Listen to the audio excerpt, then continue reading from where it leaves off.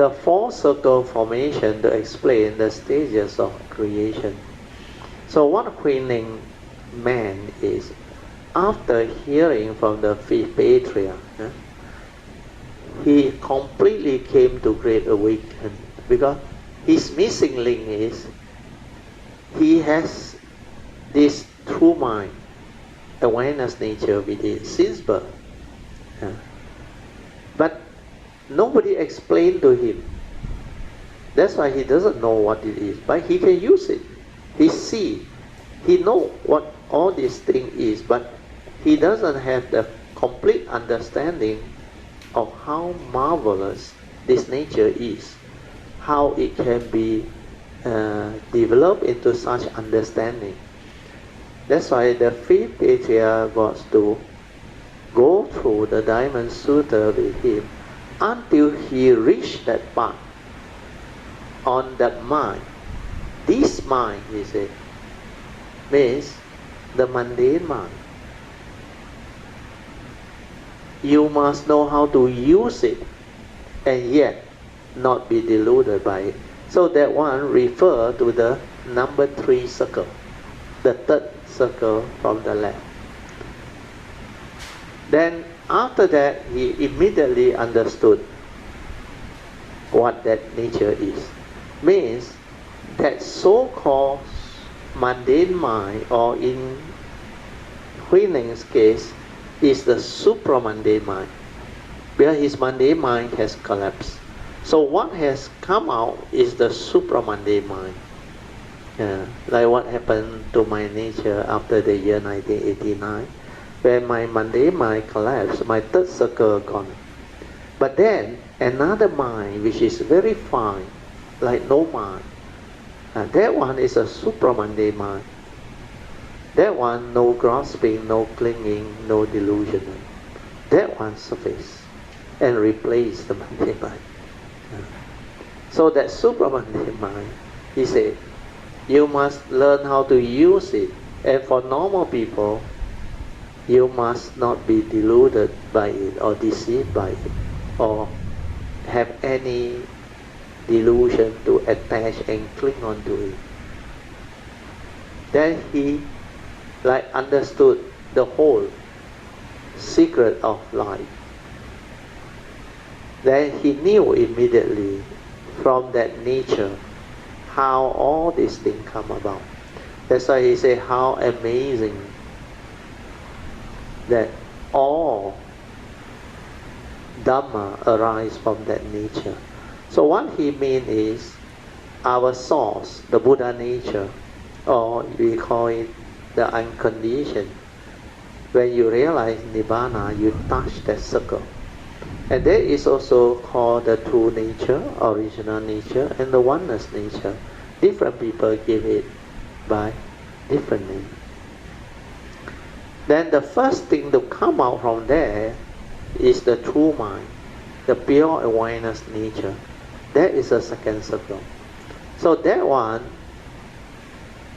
you cannot give it a name or talk about it or describe it.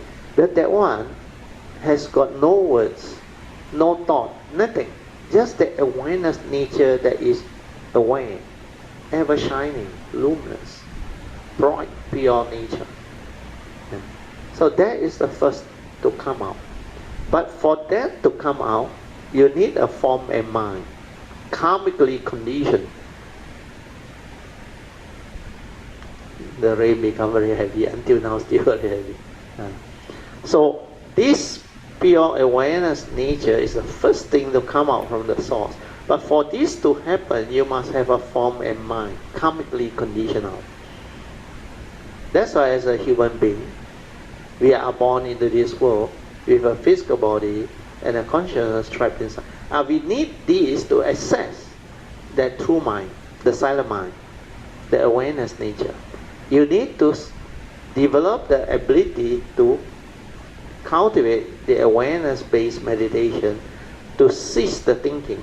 When the mundane thinking ceases, that which is all the time there before the arising of the mundane thinking, that is your true mind, your pure awareness nature. Actually, from there, it created or manifested the mundane mind. And the mundane mind, through its senses, manifested the external form of phenomenal world of consciousness. We call it our existential world or conditioned world. So this one is the one that is luring and enticing. Through delusion, you will grasp and cling and develop unnecessary suffering because you think everything is so real, so beautiful, so enticing, and so luring, and you want to own them, possess them, and you want to have them. That's why your evils of greed, hatred, and delusion, they manifest. And all this is what existence is all about, life is all about. So from the mundane mind, it manifests. So these are the stages of creation. That's why Huineng, he mentioned it very well. He said, he exclaimed and told the superior how amazing that the self nature, means the Buddha nature, is originally already perfect, pure. That how amazing that the self nature is unborn and undying. How amazing that the self nature is inherently complete. How amazing that the self nature neither move nor stay. This is the meaning. Means nothing. No word, no duality, nothing. You cannot describe it. Then how amazing that all dhamma come from this self nature. This is the creation, the manifestation. So this pure awareness nature, or what we call it our true nature or our self nature, this one is the one that actually manifested the mundane mind. The mundane mind actually arises from there. The process of its arising, you can only see it when you have stabilized your awareness nature. Then when you have the form and mind together, connected to it, then you will see how you function as a human being, how you manifest through your senses and the consciousness trapped inside, how upon contact consciousness come to be, then how from there you input the content of consciousness and trigger of the thought, which is the five aggregates of form and mind. And this is where the mental creation starts. From there, the phenomenal world of consciousness arises, the sixth sense door.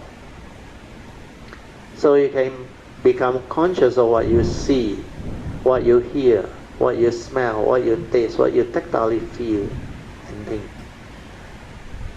And this is how you know the world. This is how you interact with the world. This is how the phenomenal world of consciousness come to be. And to the Buddha, consciousness is an aggregate of mind. The analogy is it's like a magician. It creates a lot of illusion for you to see. Magician is also called an illusionist. It creates illusion. So the phenomenal world of consciousness is actually an illusionary world, not what you think. So this is how the creation starts. So what I want you to understand is I have to explain how from the second circle, the pure awareness nature, the mundane mind arises. And a lot of people who don't have the understanding and the cultivation cannot understand. Where they use the mundane mind to think. Through knowledge, they try to develop the understanding. There is no way, you can't. Why?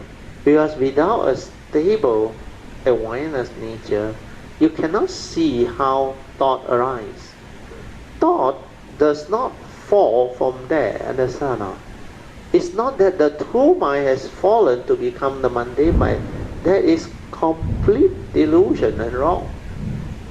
The true mind, like I said, that nature existed before thought. How can it fall? And to understand that, you must stay there and see the creation process. So what happened is that nature, like I explained before, is spacious awareness.